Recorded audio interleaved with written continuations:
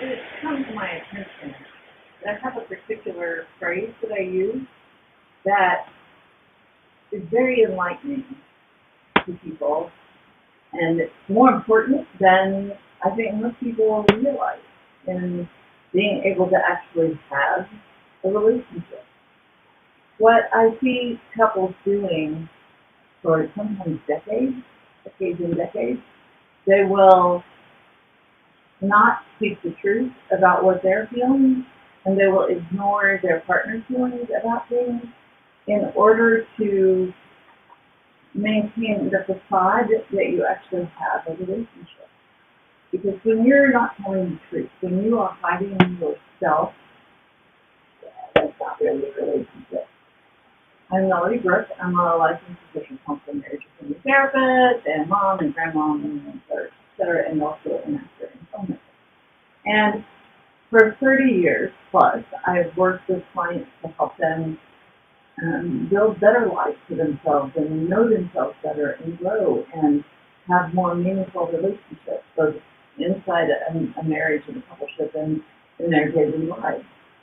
And the difficulty with most of our relationships is really this belief that we have to stop being ourselves, that we have to somehow pretend to be something other than we are, that we have to make ourselves smaller, that we have to pretend to be something that we're not in order to have relationships. We have this idea that in order to have this person in our life, we have to become more like that person. We have to pretend to like all the things they like and do all the things they do and feel about things the way they feel about things. And the truth is, of course, that isn't a relationship. That is one person and reflecting back to that person who they are. That's not a relationship. A relationship is allowing each other to be who we are and loving each other for those differences and supporting each other and having those differences, different needs, different wants, different interests, different ways of looking at the world. How boring is it actually to think about having a quote-unquote relationship with somebody who you have to believe exactly like they do, or you're not going to be with that person? It would be boring, actually, quite boring, to be with somebody who's exactly like me and thought just exactly like me and liked all the things I like. And while it might be fun and exciting for a minute, in fact, I think that many times we will get into a pseudo relationship with someone who they pick up on the clues about what you like and what you don't like, and they will ask you, do you like this thing, do you like that thing? And if you respond positively to that, they will say, oh, that's how I feel. Yeah, I feel the exact same way. And it's almost as if you are falling in love with yourself. And you're like, oh, this person is just like so much like me. We have so much in common. This must be a sign that we are meant for each other. And then we're stuck in this relationship where we are enmeshed with each other and we have no sense of self. And typically, those kinds of relationships that start out like that, of course, are just manipulations. Manipulations that are designed to fool you into thinking that they are exactly like you and so they can have a temporary fix with you. It's not, of course, reality, because no two human beings are exactly alike about anything. Now, we can have a lot of things in common. Like, I have friends who love blues like I do, and they will go out and we'll go dancing together, we'll have a great time, but they wouldn't necessarily enjoy going to, let's say, a training on psychotherapy. They would be bored to tears. Or I would be bored to tears if I went to a class in programming or had to sit down and try to sort out how to program something in computer science. And the truth is, those differences are what give us that spice of life. It makes things interesting. So there's this thing that I say to people, which often comes as a kind of shocking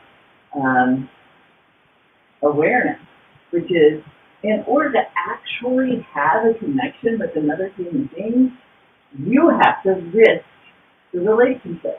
You have to be willing to risk that they are going to be unhappy with whatever it is that you say, you are feeling, you want, how you see things, and that you may not be on the same page.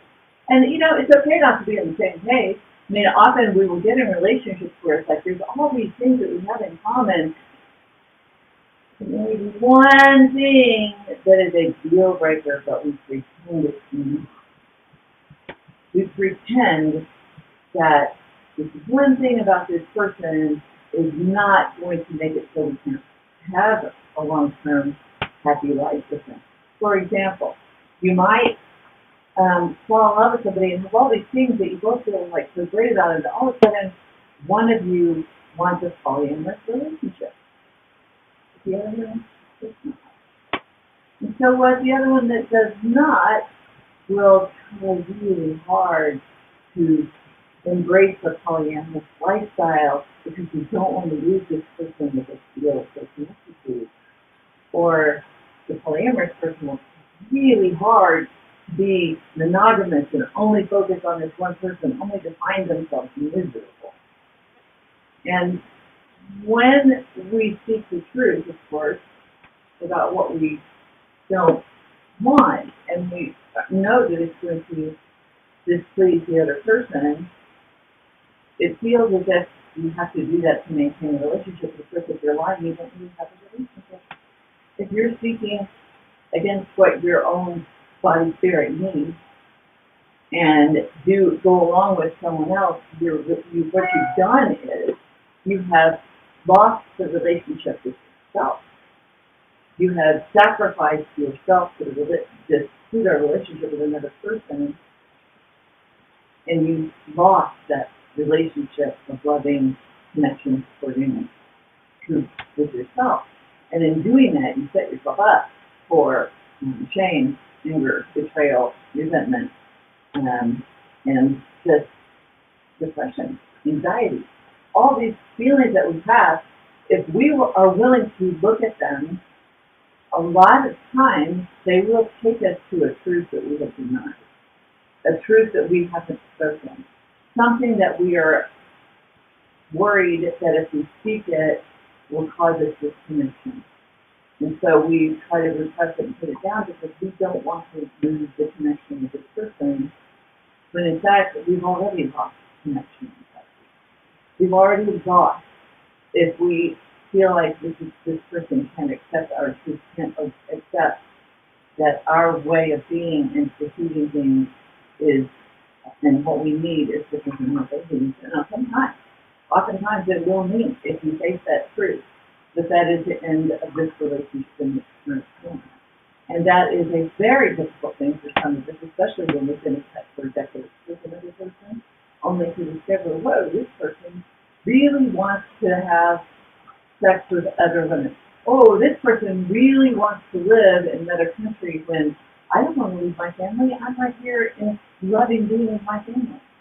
Doesn't necessarily have to mean something that is perceived as being immoral. It's perceived simply, I don't want the same things you want.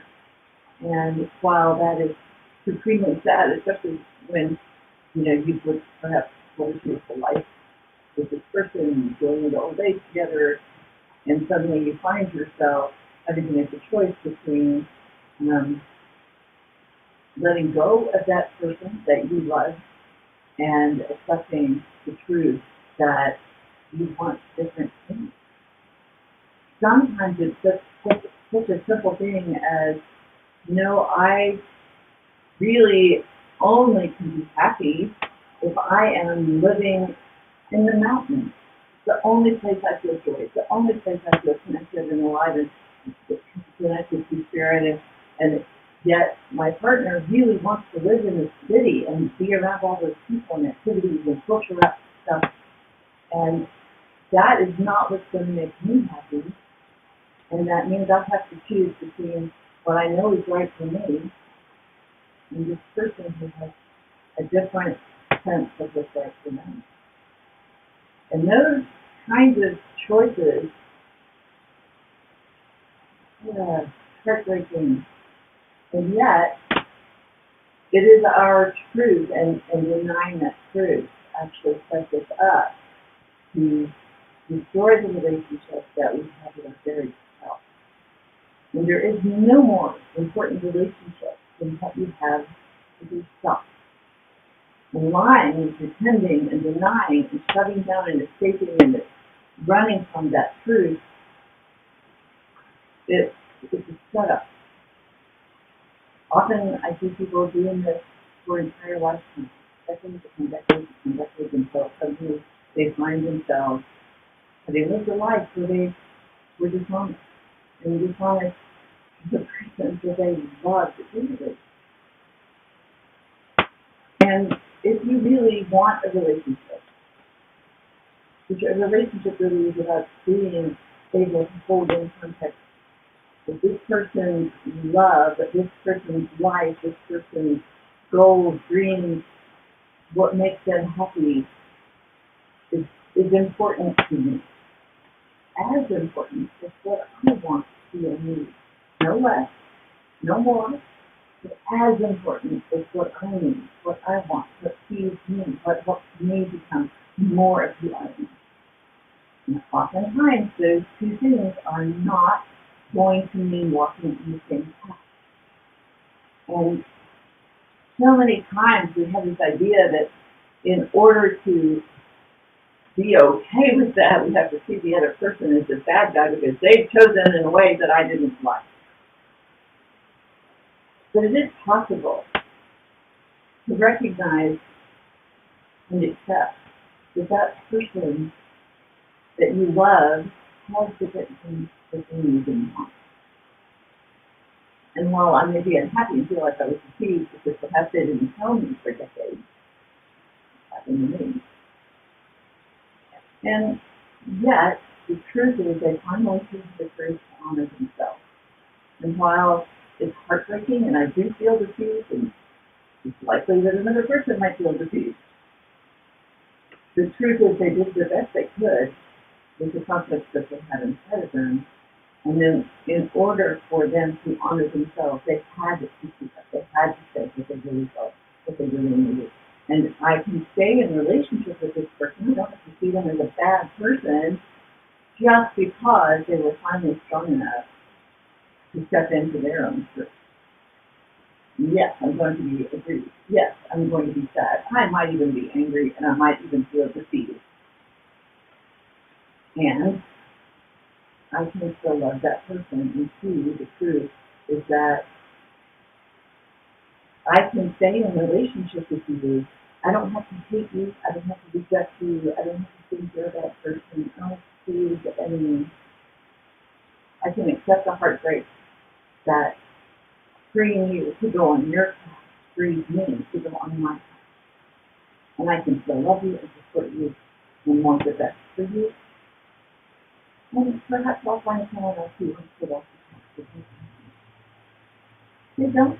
That's okay. Maybe we'll walk in two steps together for a while. Maybe we won't. But it's the only way to truly have an intimate, loving connection with another human being. To stop being in denial of your own truth.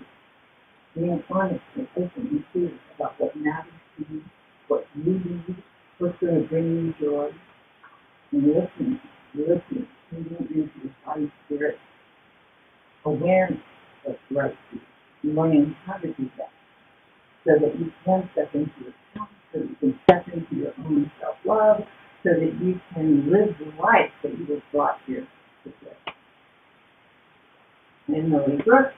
I'm a licensed for special accounting, American Knowledge Director. I'm an author and speaker. You can find out more about me at melodysbrooks.com. I also have some books on Amazon, on Kindle and Audible.